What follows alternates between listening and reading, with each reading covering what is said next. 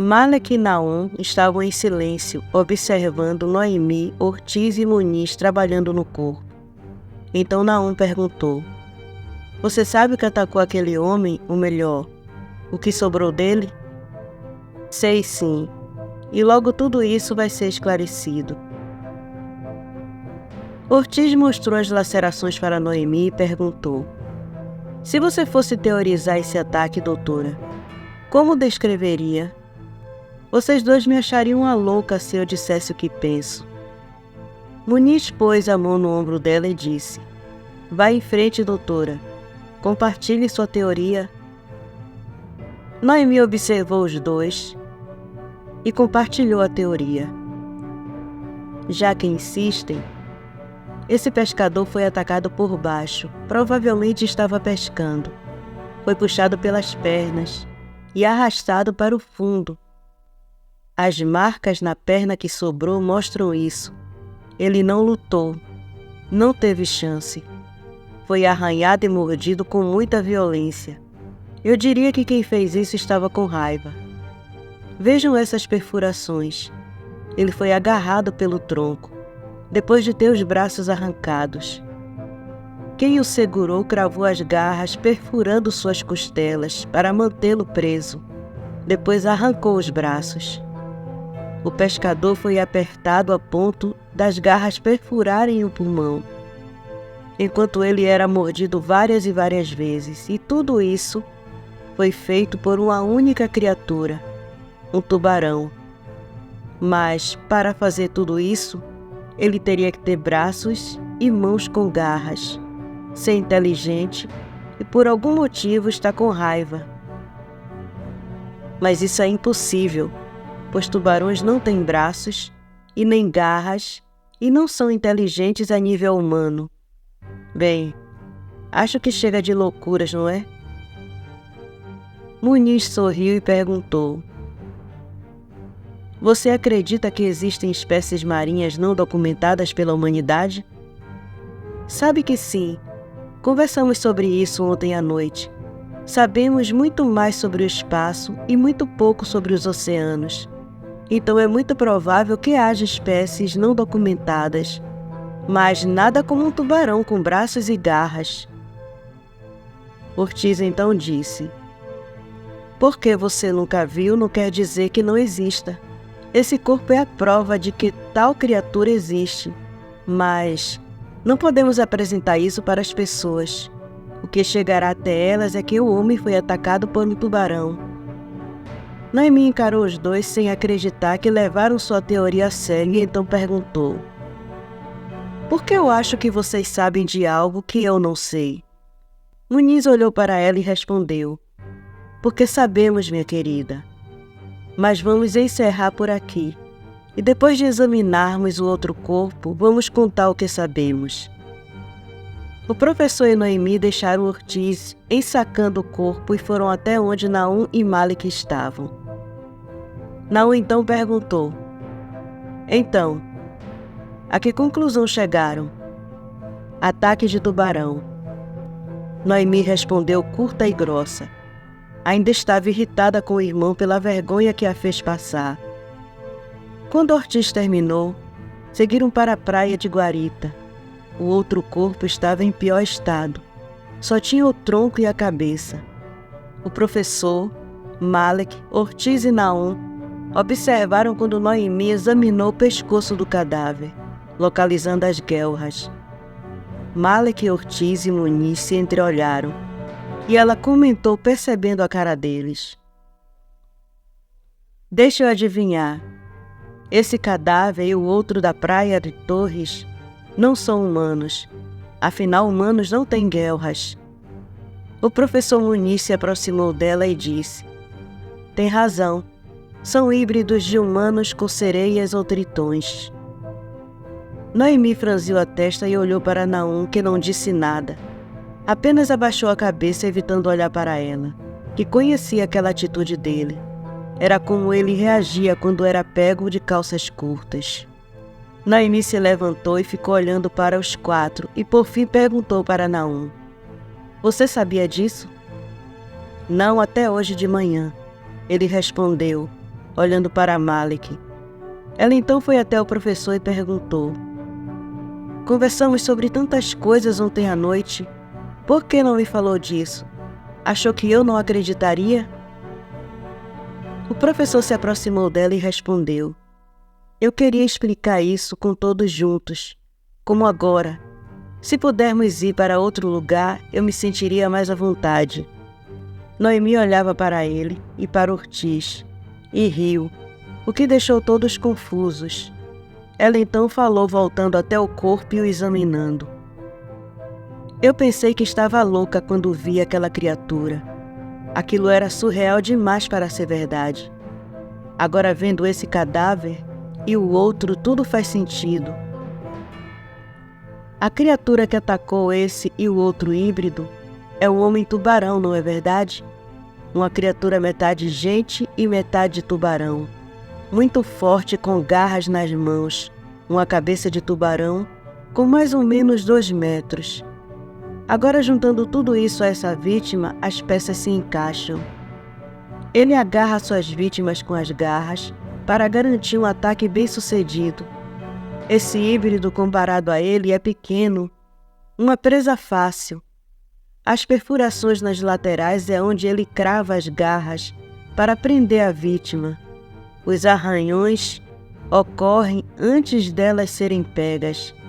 Aquela boca enorme mutila a vítima primeiro os braços. Assim, ele não pode nadar. Depois ele o solta e ataca, causando essas mutilações violentas. Mas propositalmente deixam o tronco e a cabeça, o que me leva a crer que a briga é com as sereias. A cabeça é mantida para que elas identifiquem quem era a vítima." Malik se aproximou dela e disse: "A criatura que viu se chama Roquea. E como o professor disse, esse não é um bom lugar para se conversar sobre isso." Ortiz e ela finalizaram a perícia e ensacaram o que sobrou do cadáver. Metis e suas irmãs estavam tentando chegar à prainha, mas 2 roqueas tigres as perseguiam. Suas irmãs tentavam protegê-la, mas os 2 roquea eram fortes e grandes. Tinham a forma de tubarões, só que mais selvagens. Calypso mandou Perla manter Metis segura, e ela ficaria para trás e tentaria atrasar seus perseguidores. Elas já estavam perto da Ilha dos Lobos, quando sentiram a dor da irmã sendo dilacerada pelos roqueas tigres. Muniz, que se dirigia até o carro, parou e pôs a mão no peito. Seus olhos mudaram de cor, assumindo um verde fluorescente. Metis e Perla chegaram à Ilha dos Lobos. Perla ajudou Metis a subir nas rochas. Ela se arrastou, procurando o centro da ilha. Perla seguiu logo atrás dela quando foi puxada pela cauda. Metis voltou para ajudá-la e um cabo de guerra se iniciou. No desespero, mentalmente, Metis chamou por Naum. Noemi estava assustada com o estado do professor quando procurou por seu irmão. Ele corria até a praia, tirando os sapatos no caminho e entrando no mar. O professor fez um sinal para Malik, que foi atrás de Naum, enquanto Ortiz e Noemi ajudavam o professor. Quando Malik entrou na água, sua transformação começou. Naum já estava bem à frente. A rapidez com que ele nadava era impressionante. O corpo dele deslizava na água como uma bala. Mesmo com sua arma presa ao coldre e as roupas que vestia, não alterava em nada seus movimentos. Malik o observava enquanto seu corpo mudava, dando lugar a um Gladius, a forma de crinos de um roquea. Ele era um tubarão branco, de quase 3 metros. No início ele seguiu Naum, que parecia saber para onde estava indo, mas logo sentiu o cheiro de sangue na água e seguiu na direção da Ilha dos Lobos. Naum se desequilibrou um pouco ao sentir aquele tubarão passar por ele. A forma daquela criatura o assustou. Mas seus novos instintos lhe diziam que não havia perigo, então continuou a nadar até a Ilha dos Lobos. Quando saiu da água, ele as viu. De início ficou incrédulo. Eram 2 sereias, mas ao reconhecer Metis, correu para ajudá-la.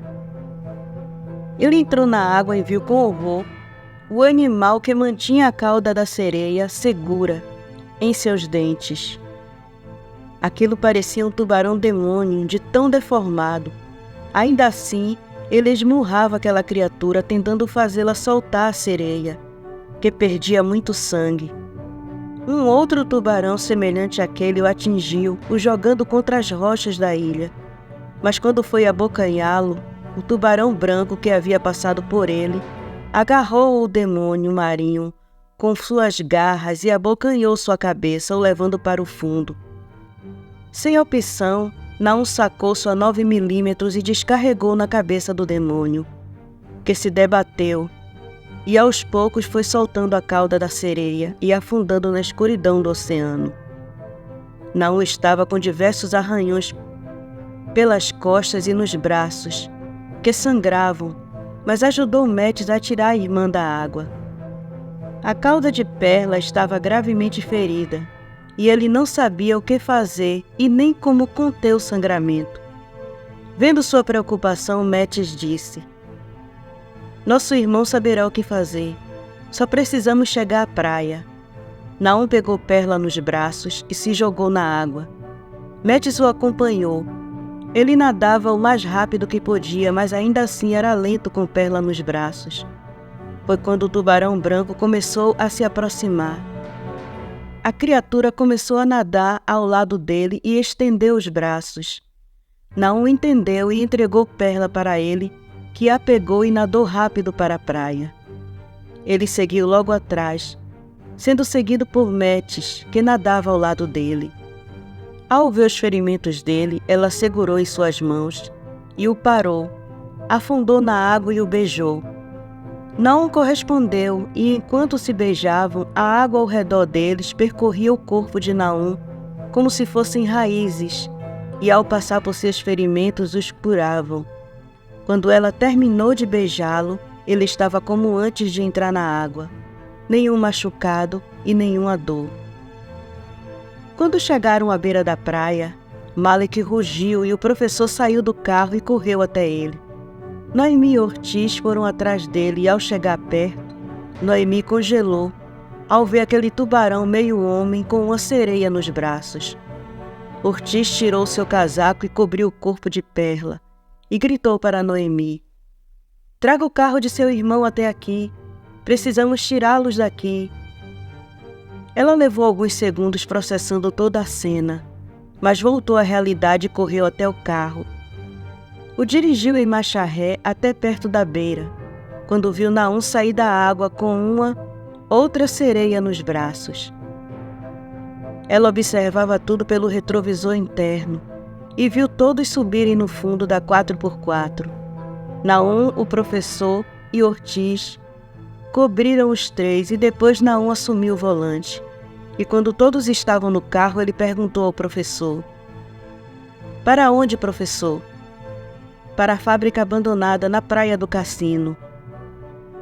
Naum deu partida e seguiu para lá. 3 roqueias tigres recolheram os corpos dos 2 mortos e levaram para o seu isleus. Era como se dizia tribo em língua roqueia.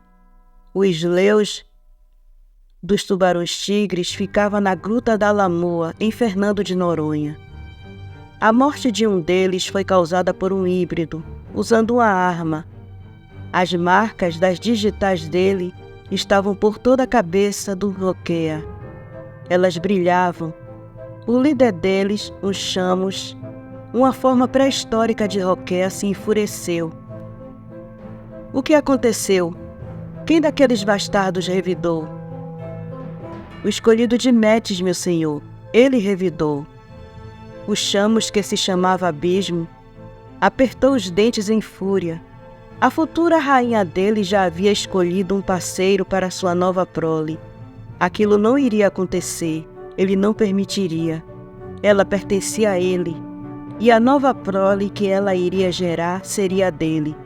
Seu isleus precisava crescer, e para isso necessitava de uma prole forte, e Metis preenchia todos os requisitos. Vão, descubra quem é ele e o traga até mim. Eu mesmo quero destroçá-lo. 2 roqueas tigres saíram, iriam até a praia da guarita, e de lá rastreariam o híbrido escolhido.